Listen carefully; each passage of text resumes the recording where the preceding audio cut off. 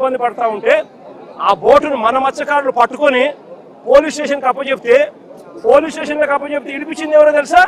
తెలుగుదేశం పార్టీకి సంబంధించిన వీళ్ళే. లోకేష్ గారు అక్కడికి పోతారు నెల్లూరు జిల్లాకు. లోకేష్ పోయిన మరుసటి రోజు బోటు రిలీజ్. బోటు కూడా ఏంది, స్టేషన్లో పెట్టిన బంగారం మాదిరి బోటును స్టేషన్కి అప్పచెప్తే స్టేషన్లో పెట్టిన బంగారం దొంగతనం అయిపోయినట్టుగా బోటు దొంగతనం అయిపోతుంది. దానికి కారణం ఎవరంటే లోకేష్తో పాటు ఇంకొక తెలుగుదేశం పార్టీకి సంబంధించిన ఇంకొక ఎంపీ, రాజ్యసభ ఎంపీ. అంటే మత్స్యకారులు అంటే ఎంత విలువ లేకుండా ఉంది అనేది ఆలోచన చేయాల్సిన అవసరం కూడా ఉంది.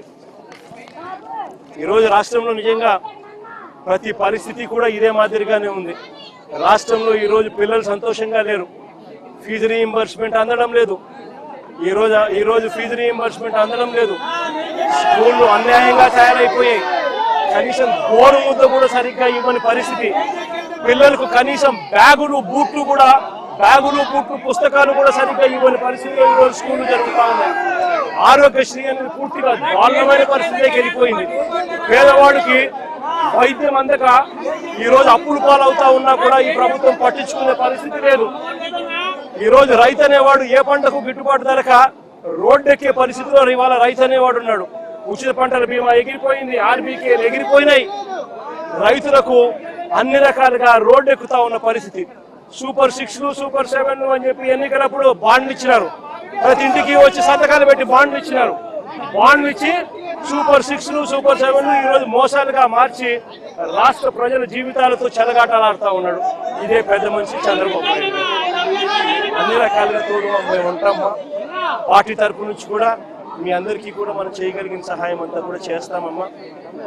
అది ఎక్కువ చేయలేకపోయినా కూడా ఖచ్చితంగా చేసే కార్యక్రమం మ్యాక్సిమం ఎంతైతే మాట్లాడుకొని అందరం కూడా మాట్లాడుకొని పార్టీ తరపు నుంచి మ్యాక్సిమం నీకు అందించే సహాయం కూడా చేస్తాం.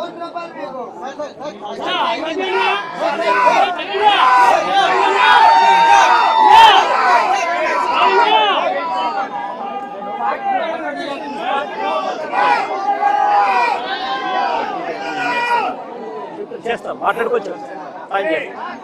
తప్పకుండా చేస్తాం.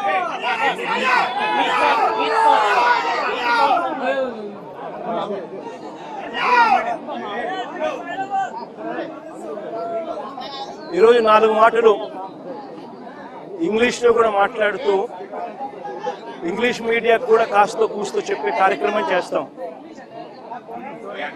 Incident which took place in Andhra Pradesh